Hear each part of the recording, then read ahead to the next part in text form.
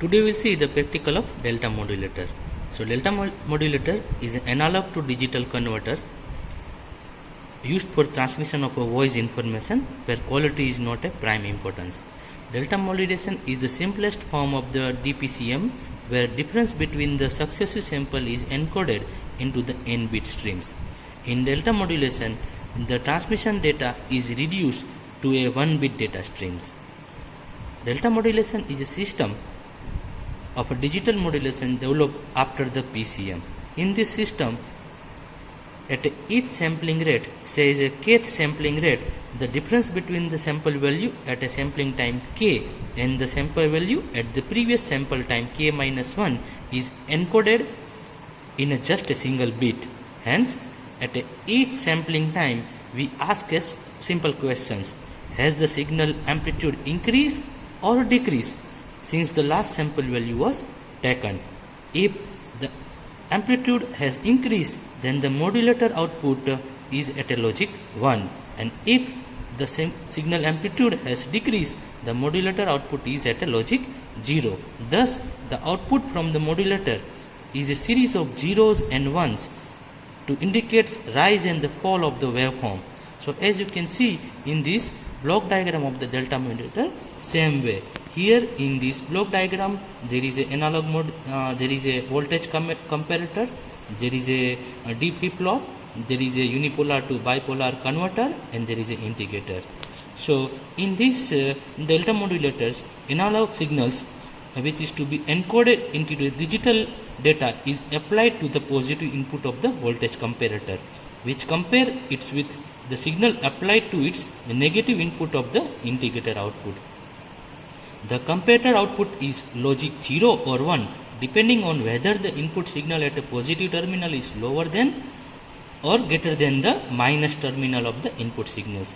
The comparator output is then latched into the D flip-flop, which is clocked by the transmitter clock. Thus, the output of the D flip-flop is latched 1 or 0 and synchronized with the transmitter clock edge.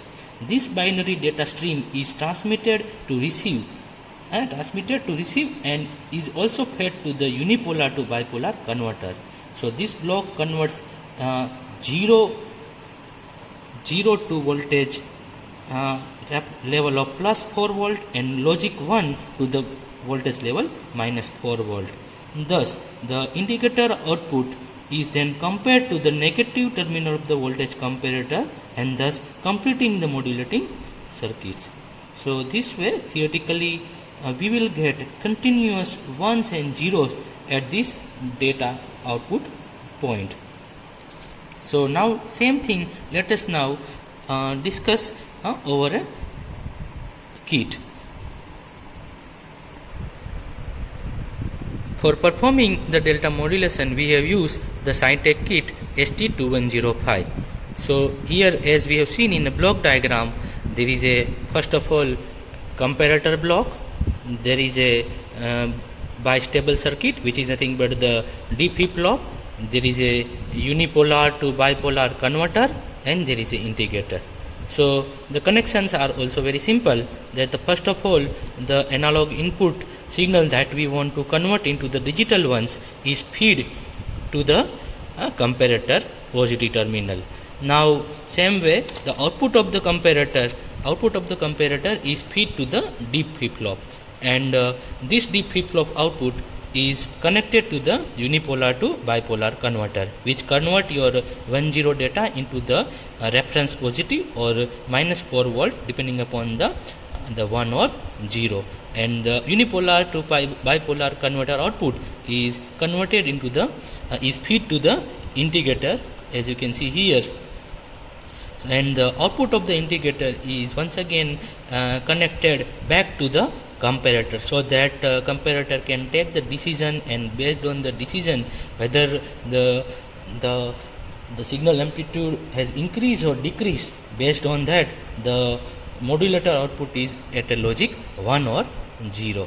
So let us first now see the demonstration of this part. So for this we have connected here there is a inbuilt function generator, so where 250 kilohertz there is a 500 hertz, 250 hertz, there is a 500 hertz, there is a 1 kilohertz and 2 kilohertz signals.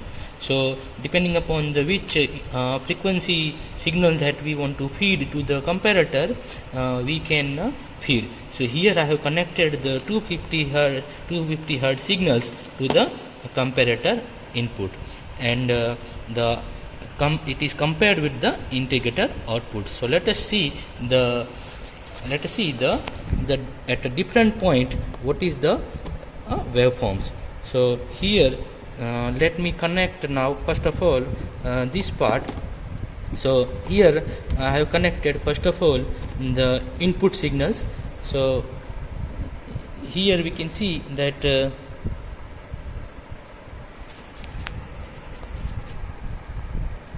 is a fix as we have feed the 250 hertz signals. So same way we are getting the 250 hertz signals on a DSO. Now let us see what is the output at the comparator.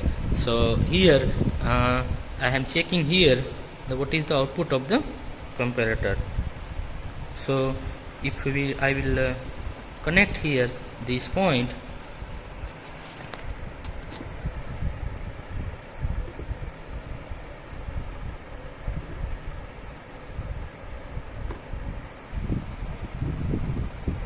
So as you can see here, the integrator output and the input signal output both are sampled, and here it is clearly indicates that this one is our input signals, this one is our integrator output, and both are matching. It means that the integrator is exactly following the input signals. Hence this way we can conclude that for obtaining the proper delta modulation output, the integrator should follow the input signals.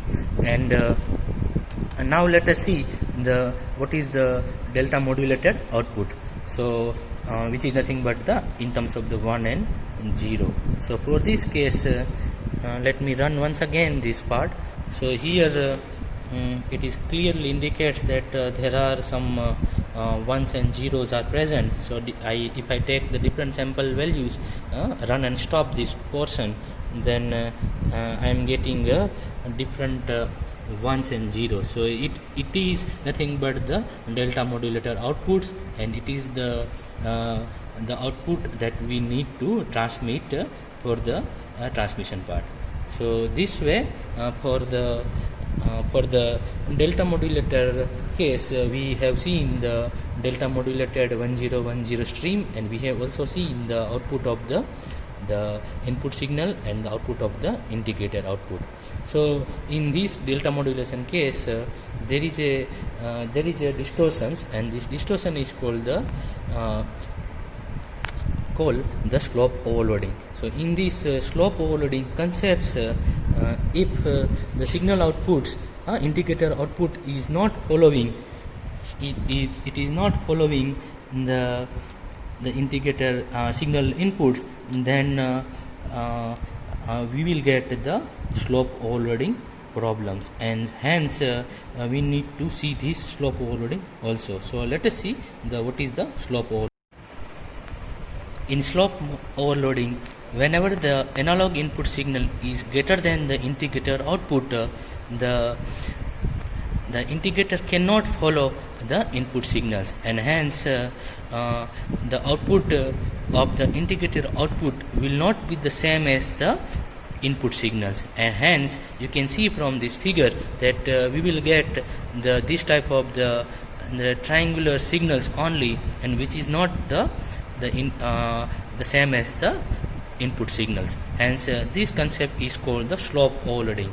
So here for obtaining the slope overloading, I have used as I mentioned that the input signal frequency I have changed, and I have used the 2 kilohertz. Earlier it was a 250 hertz. So if I will once again connect the 250 hertz, and then you can see that here we are once again getting back our original signal. So this way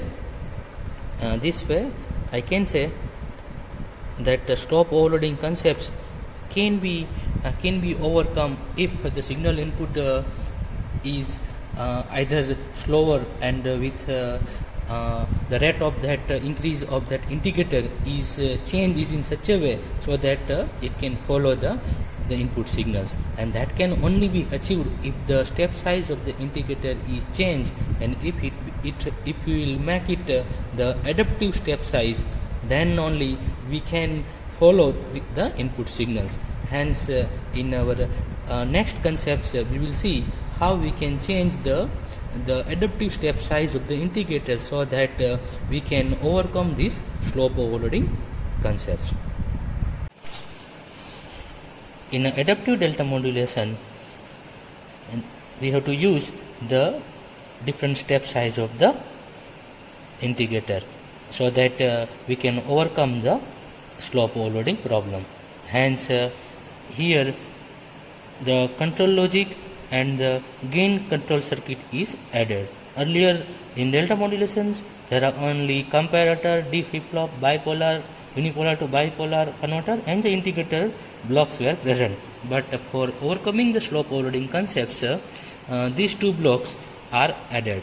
So this by using these two blocks, gain of the indicator is controlled, and if the input integrator is not following the input signals, in that case the gain of that integrator is increased so that it try to follow the inputs.